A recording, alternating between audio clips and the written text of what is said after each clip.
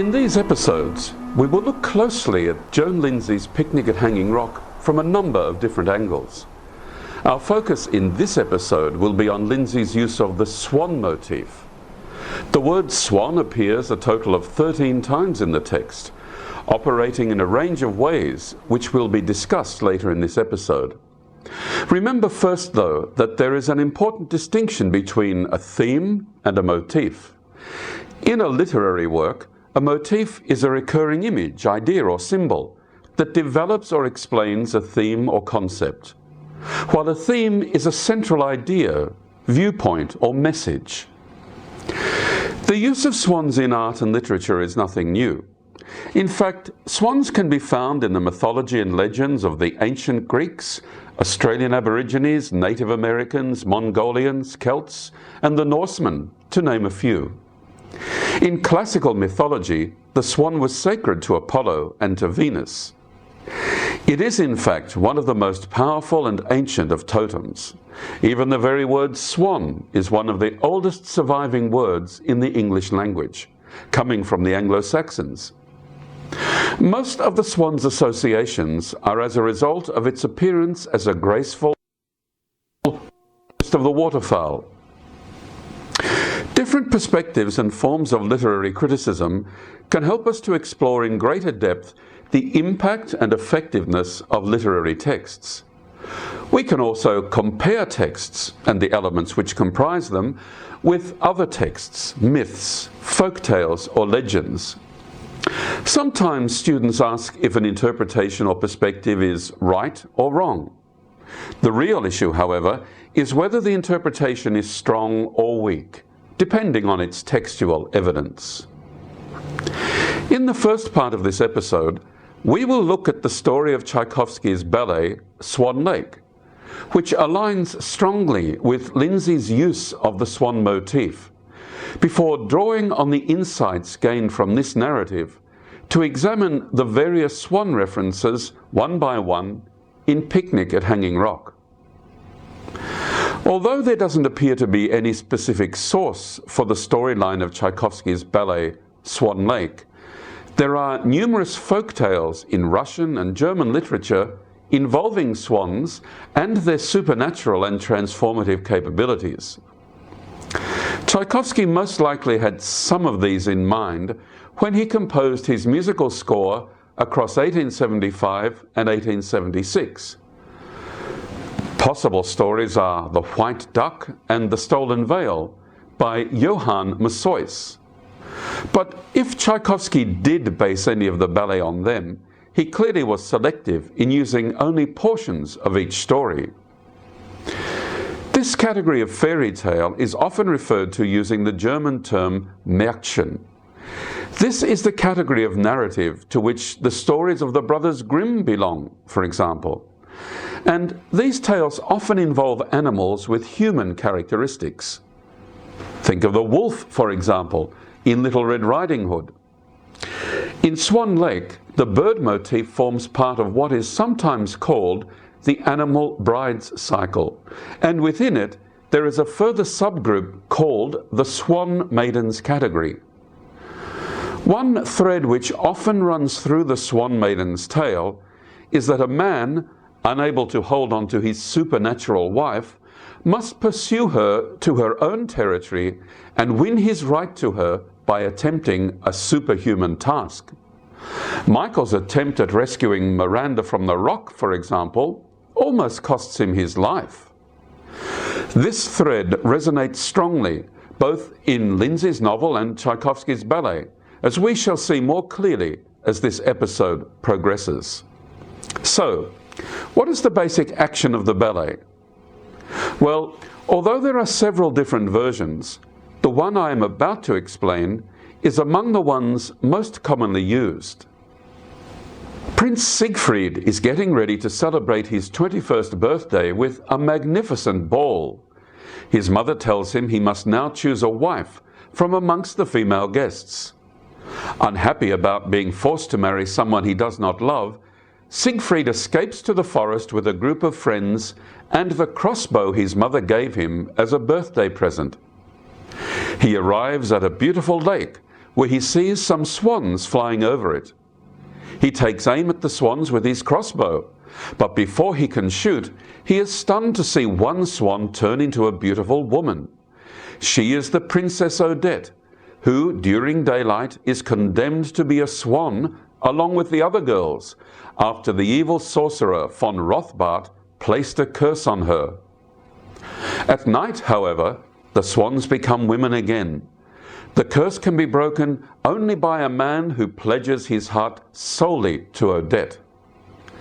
Just as Siegfried is about to confess his love to Odette, they are interrupted by Rothbart, who drags her away from Siegfried.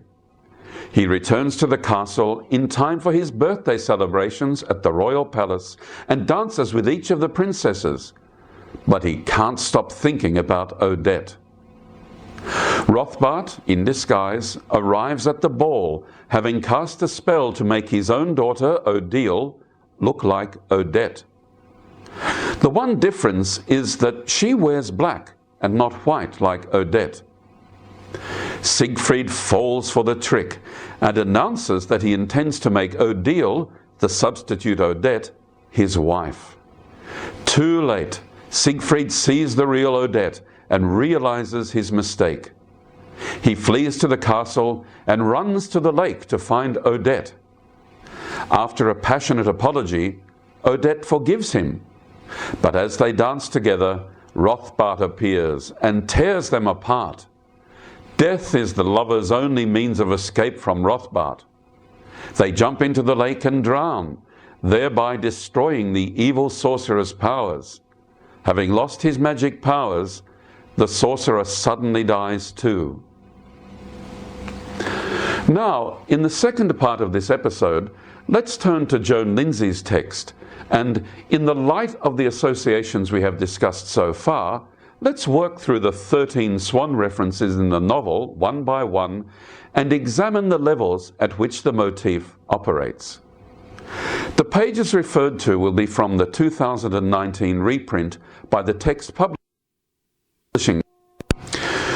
We first encounter the word swan on page 34 in the last sentence of chapter 2. What was her name? The tall, pale girl with straight yellow hair, who had gone skimming over the water like one of the white swans on his uncle's lake. The technique Lindsay is using here is what is known as free indirect discourse, which was very popular with modernist writers of the early 20th century, such as Virginia Woolf. Here, the technique relies on the overlap of the characters and the narrator's voice, such that narration, thought, and speech are able to coexist in a fluid relationship.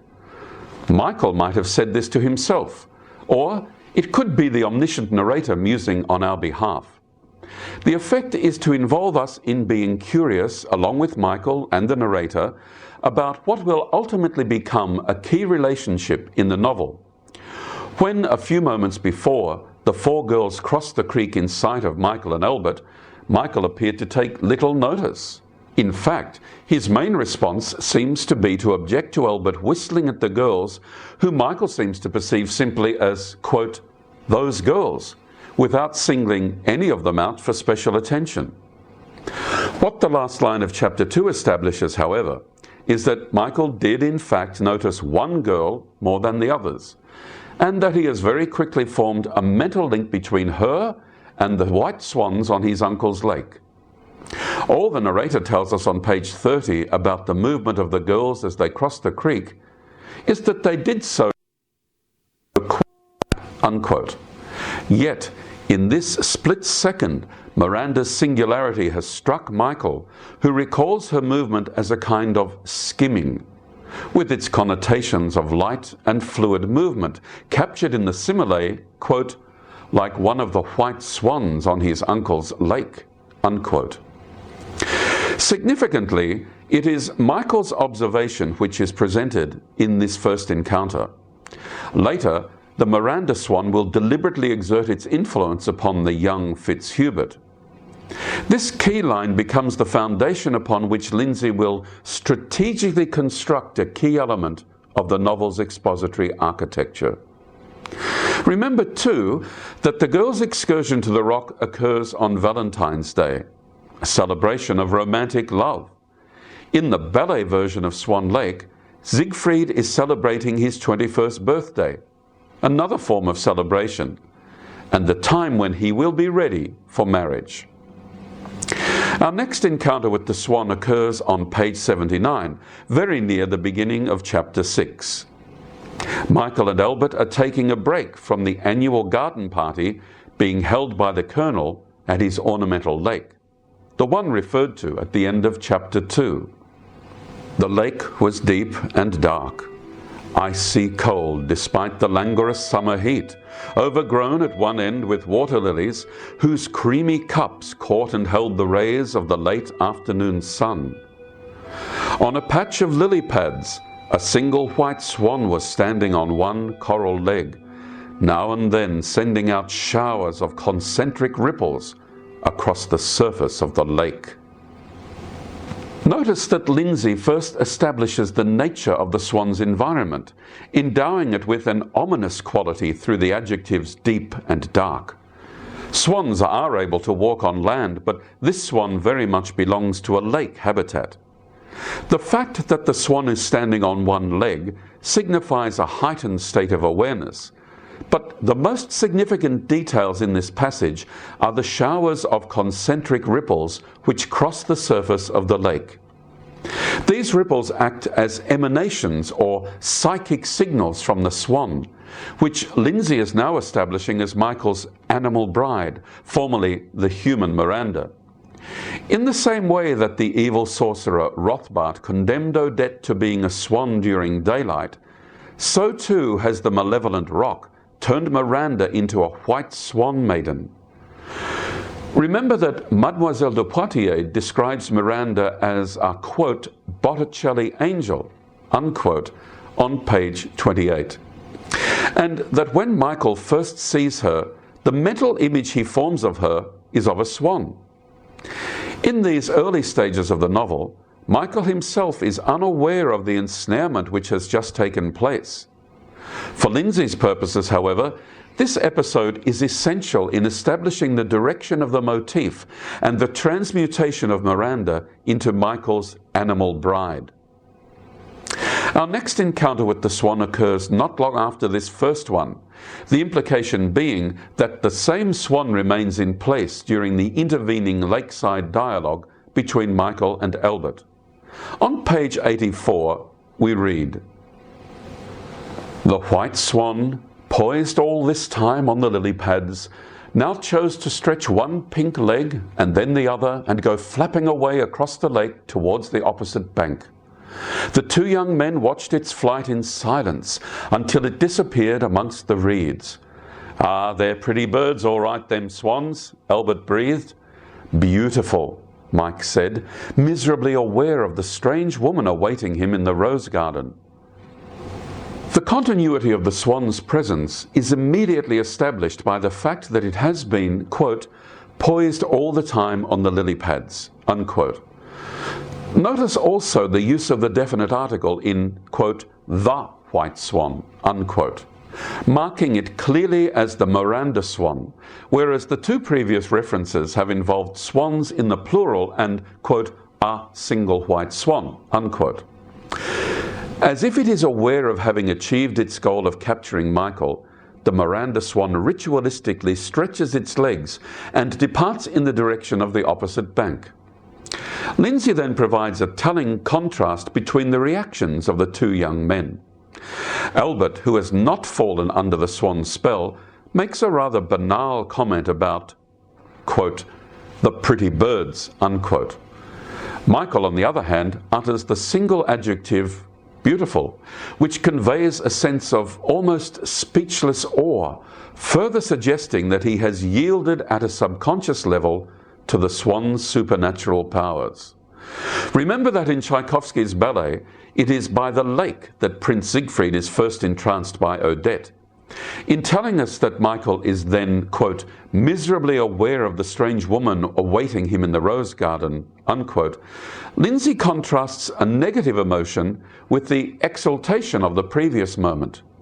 Several lines below, Michael announces to Albert that he has been, quote, working out a plan, unquote. This represents, of course, Michael's irrepressible desire to revisit the rock and to re-encounter Miranda as he last saw her.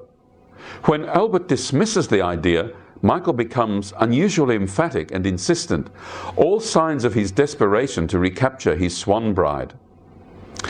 On pages 95 and 96, Michael has returned to Hanging Rock and is reliving the events of Valentine's Day and his first glimpse of Miranda.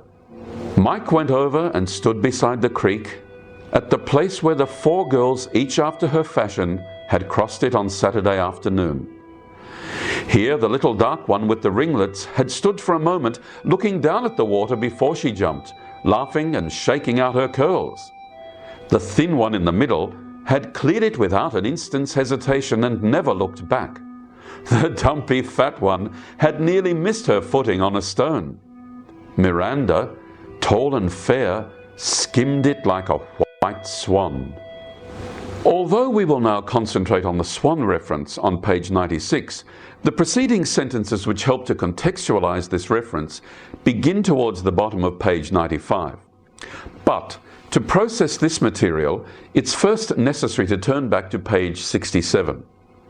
Here, Michael is being interviewed by Constable Bumfer and appears confused about how many girls he saw at the creek. Exasperated and disoriented, he comments sotto voce and in parentheses, quote, "God help me, it's the truth. I only looked at her," unquote. There is no evidence in the novel that Michael is ever told Miranda's name or learns it by overhearing it.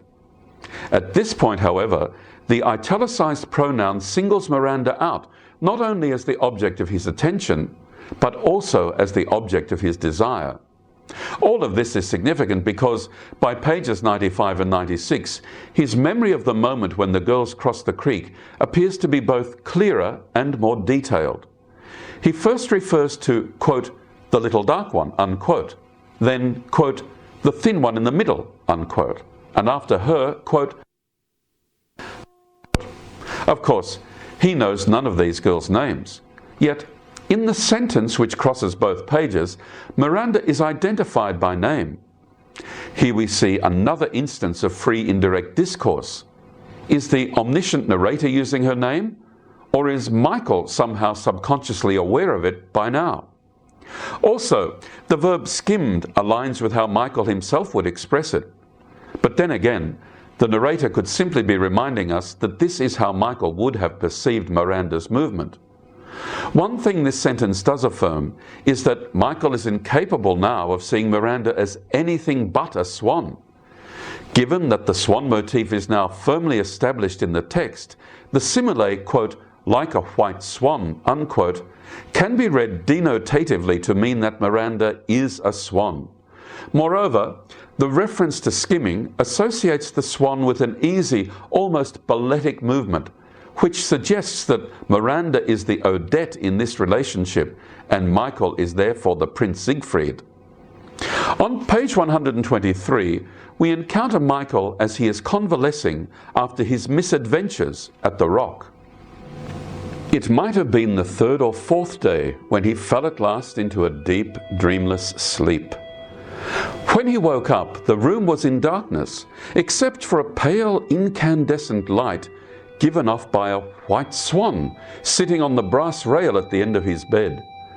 Michael and the swan looked at each other without surprise until the beautiful creature slowly raised its wings and floated away through the open window. As the novel progresses, it becomes clear that Michael's mental state continues to be affected by his infatuation with the Miranda swan. The fact that Michael's sleep is described as dreamless suggests that his waking life has itself become somewhat dreamlike. He now inhabits what can be described as a hypnagogic state, in which his life before or outside sleep becomes hallucinatory and surreal. The swan in this passage gives off an incandescent light in a room that is in darkness, meaning that the light is not reflected but comes from the illuminating aura of the supernatural bird itself. Michael and the swan look at each other, as the adverbial phrase of manner tells us, quote, without surprise, unquote. Most people, waking and seeing a swan glowing at the end of their bed, would probably have the opposite reaction. But what Lindsay wishes to emphasize here is that a relationship has been formed between Michael and the Miranda swan, which highlights duality and the unspoken sense of recognition between them. It's as if their relationship, like that of Siegfried and Odette in Swan Lake, has now been cemented. We are told that this looking happens until the creature floats away. The preposition until leaves unresolved the question of how long this mutual gazing lasted. But in this moment, time does not seem to register in its normal chronological mode. Notice also the narrator's use of the adjective beautiful, which is the very word Michael used to describe the swans in his exchange with Albert on page 84. Previously, the airborne movement of the swan has been described as flapping, but here the verb is floated, with its connotations of ethereality and spectrality. The open window and the movement of the swan highlight its transcendence of physical limitations, as well as its elusiveness and independence. On page 148, Lindsay describes the clearest moment in the novel when the human form of Miranda overlaps with her mystical persona as a swan. He had just turned his back on the retreating dog cart and was walking rather unsteadily across the lawn when his ear caught the splash of water coming from the direction of the lake, where a girl in a white dress was standing beside a giant clamshell that served as a bird's bath under an oak. The face was turned away, but he knew her at once by the poise of the fair, tilted head, and began running towards her with the sickening fear that she would be gone before he could reach her, as invariably happened in his troubled dreams. He was almost within touching distance of her muslin skirts when they became the faintly quivering wings of a white swan, attracted by the sparkling jet from the tap. When Mike sank down on the grass a few feet away, the swan rose almost vertically above the shell and, scattering showers of rainbow droplets in its wake, flew off over the willows on the other side of the lake. This passage occurs immediately after the Fitzhuberts have endured a visit from Major Sprax and his daughter Angela, who, he hopes, will find Michael attractive and thereby marry into wealth and the aristocracy. Michael, however, shows no interest in her and is relieved when his visitors depart. It is immediately after this visit that the true object of his desire comes into momentary focus. Michael's ever-increasing psychic disorientation is captured here by the adverb unsteadily. His first attraction to the central event in this passage is through hearing a splash coming from the lake. He clearly turns in that direction and sees a girl in a white dress, white being the color that connects the girl immediately to the swan. Michael recognizes Miranda instantaneously, her image being so familiar to him from the many times he has apparently dreamt of her at night. The possibility of physically grasping her is at first overshadowed by the fear that he might not reach her, and then she is stolen from him by her transformation into a swan. As his heart sinks, so too does his body, and while on the grass a few feet away from the swan, he sees it rise above the shell. The Miranda swan then scatters droplets in a beautiful rainbow shower, suggesting the creature's ethereality, before flying to the other side of the lake. Miranda's spectral fluidity transcends the physical limitations to which Michael is subject, and this emphasizes the fundamental difference between them. Michael belongs to the land of the living, while Miranda has crossed over to the domain of the dead. Overall, this hallucinatory episode represents a serious deterioration in Michael's grasp of reality and in his mental equilibrium. The swan is at once very real to him at a psychic level, though forever unattainable at a physical level. By now, Lindsay has made it clear that despite Michael's infatuation and obsession with the Miranda swan, he will never be able to possess her in any real or tangible way. On page 157, the author adds a further complication to Michael's situation by entangling him with Irma Leopold, the one survivor from the college's ill-fated excursion to the Rock. A white swan was rising gracefully out of the reeds ahead. They stood for a moment, watching it flapping away over the water until it disappeared amongst the willows on the opposite bank. It was like this that Irma would later remember Michael Fitzhubert most clearly. Quite suddenly, he would come to her in the Bois de Boulogne, under trees in Hyde Park, a lock of fair hair hanging over one eye, his face half turned to follow the flight of a swan. Again, the grace of the swan is emphasized here, and its active rising suggests that it has been disturbed by Michael's presence. It flies away from him in an apparent act of rejection, as he is now standing with Irma, a rival female presence, with whom he has spent long hours in recent days. Irma is like Odette in Tchaikovsky's ballet, in the same way that Odette possesses magical powers due to her father, the evil von Rothbart. Irma has been absorbed by the monolith and its dark powers, converted by it, and unlike her companions, returned to the world where she distracts Michael from his commitment to Miranda and disturbs the fragile mental state of the remaining girls. Odette's malevolence is symbolized in the ballet by her black costume, while Irma wears, as we are told on page 169, quote, a scarlet cloak and a little toque of scarlet feathers, unquote. A toque is an unusual word which describes a small hat with a narrow, closely turned up brim.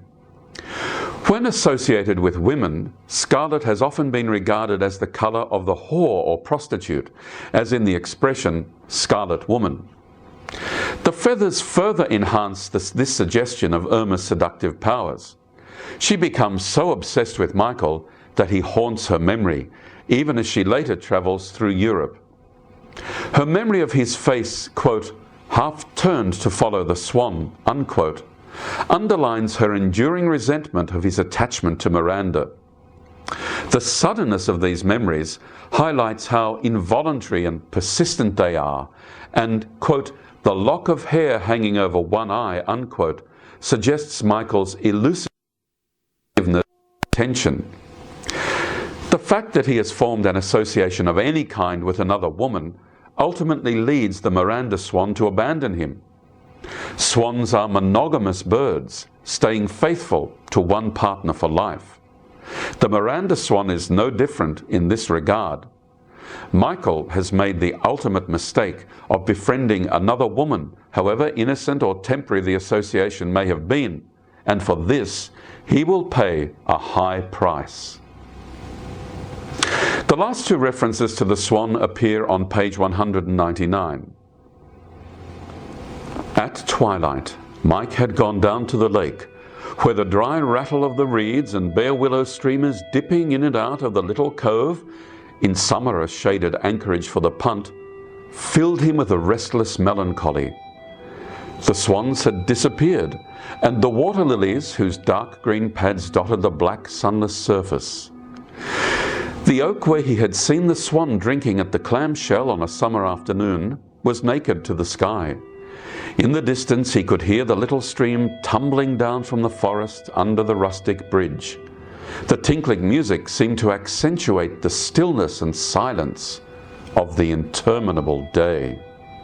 Notice that Michael's visit to the lake occurs at twilight, that liminal space between day and night, which often heralds the onset of the supernatural. The swans have disappeared, a word which suggests some sort of magical vanishing act. Like those in the ballet, these swans live different lives at night from those they live during the day, and the twilight heralds the moment of their transformation.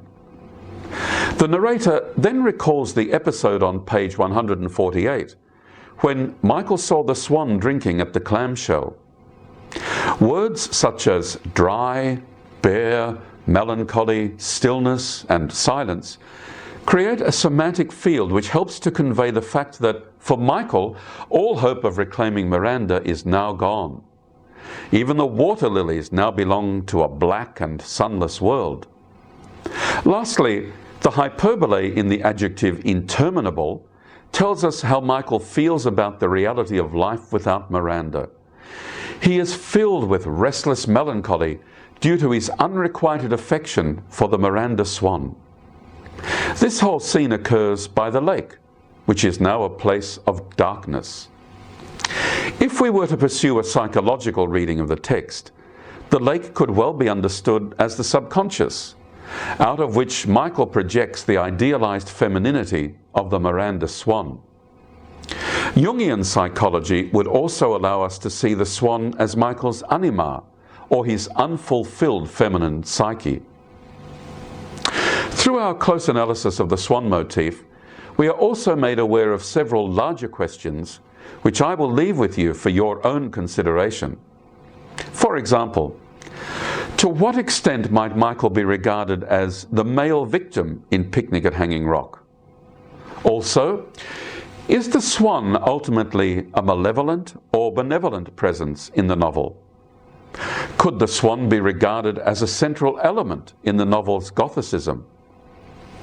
It could also be interesting to contrast the supernatural power of the rock with the metaphysical influence of the swan.